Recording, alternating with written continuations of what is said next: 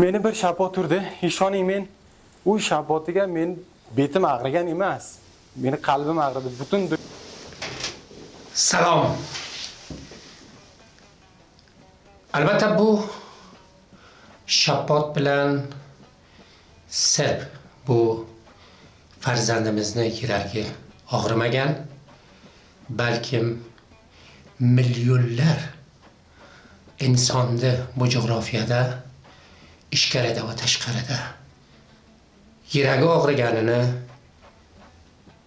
aytishimiz kerak. Bir maqol bor. Aytadi, agar deydi bir qavm, bir milliyat va bir etnikni huviyatini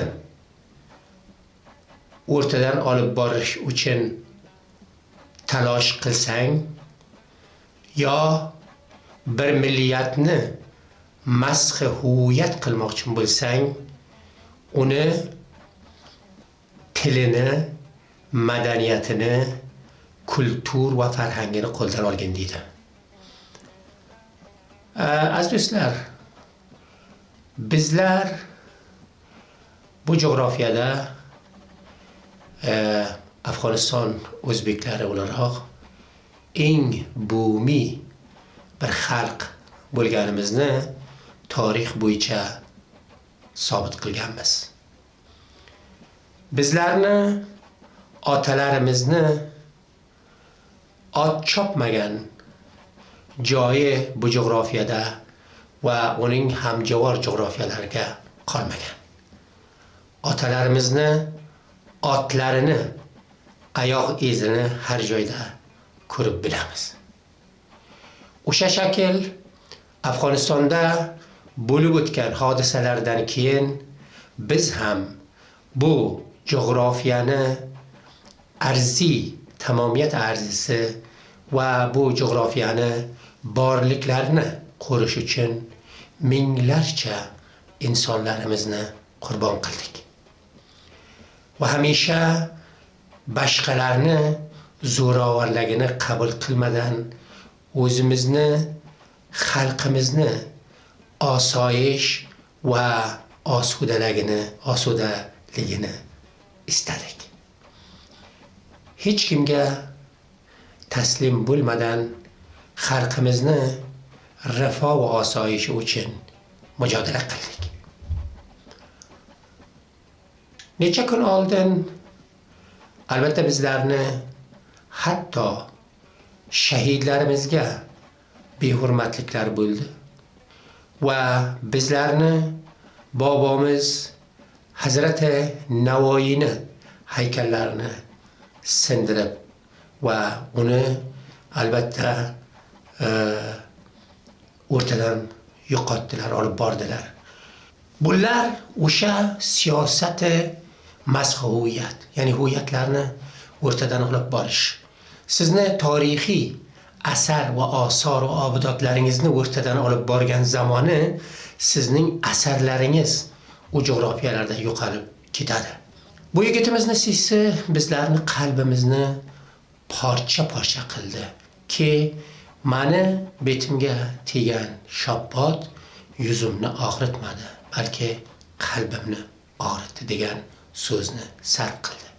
Bu albatta bir Yaqubini yuzini, qalbini og'ritmadi, balki milyonlarni qalbini va yuragini og'ritdi.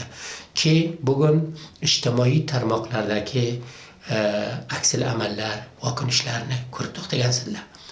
Va bu yerga hamma bir sis bo'ldi. U bizlar uchun bu kalapush yo kuloy surxi saripuli yo o'sha qizil kulo yo qizil qalpoq yo qizil do'ppi arzishi bizlarga meros qolgan, bobolarimizdan meros qolgan bir amonatni sohib chiqishga bel bog'laganmiz. Hech kimni albatta kuchi yetmaydi bizlarni qadimiy va bumiy meroslarimizni o'rtadan olib borsalar va bunga ham ijozat berilmaydi. Shu sababdan bu toliblarni oliy tahsilot vaziri banom oliy tahsilot vazirining bu yetgan harakati haqiqatan insonlikdan uzoq va mantiqdan uzoq bir harakat deb buni qinaymiz. Yana ham bir bor qinaymiz. O'z nomimizga va butun xalqimizni nomiga buni qinab, buni muqobiliga mujodala qilishni davom beramiz. Bu yerga do'stlar bir narsani aytishim kerak. O'zbek TV mas'ullaridan bir jahon minnatdorchilik bildiramanki, albatta bu voqinishlarni ko'p vasiy shaklda ham ko'p kuchli shaklda tarqatib to'xtaganlar va bu yerga yuzlarcha insonimiz, ham yigitlarimiz, ham siyosiy shaxsiyatlarimiz, ham madaniy farhangiy shaxsiyatlarimiz, ham opa-singillarimiz bu amalni muqobiliga albatta aks amal ko'rsatib va buni qinab to'xtaganlar. Va bizlar hech bir zamon hech kimga kim bo'lsa o'sha bo'lsin ijozat bermayapmizki bizlarni kulturimizni, madaniyatimizni, tilimizni va boshqa borlik va boyliklarimizni oyoq osti qilishga ijozat bermaymiz. Shu sababdan borligimizga soyib chiqish bizlarni borcimiz. Ya'ni buni agar biz saqlab bilmasak, o'z huviyatimizni, madaniyatimizni, tilimizni va tariximizni saqlab bilmasak, o zaman nestu nobud va yo'q bo'lib ketamiz. Men o'z Facebook sahifamda yuzlarcha komment olganman. Albatta aziz do'stlarimiz boshqa millatlardan, hatto xuddi pashtunlardan ham kelib buni tatbiq qilganlar. Bu amalni bir amali noshoista, g'ayri insoniy va g'ayri islomiy deb albatta yozganlar.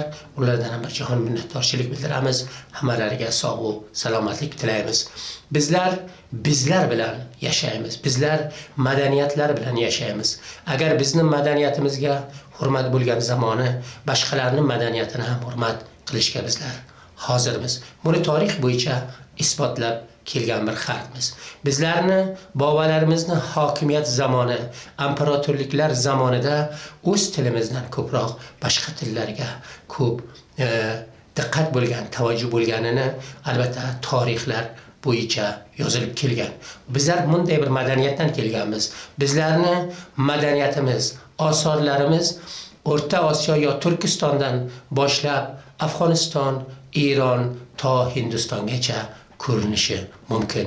U yerlarga hanuz ham bizlarni ajdodlarimizdan qolgan va ajdodlarimiz meros qo'ygan asarlarni, osorlarni ko'rasizlarki, hatto ba'zilari dunyo bo'yicha UNESCO tarixlariga sabt bo'lgan ba'zi osorlar. Sizlar bu osorlarni eng yaxshisini borib Hindiston, Eron, Afg'oniston va O'rta Osiyo o'lkalarida ko'rishingiz mumkin. Bizlar bunday bir madaniyatga sohib bo'lgan insonlarni farzandimiz. Madaniyatlarga hurmat qilib kelgan bir nasl u nasabdan kelgan insonlar biz. Va shuning uchun istaymizki bizlar bilan va bizlarning madaniyatimizga til uzatish va qo'l uzatishdan albatta bir ozgina diqqat qilsinlarki, buni ham bizlar lojavob qo'ymaymiz. Sog' salomat bo'linglar.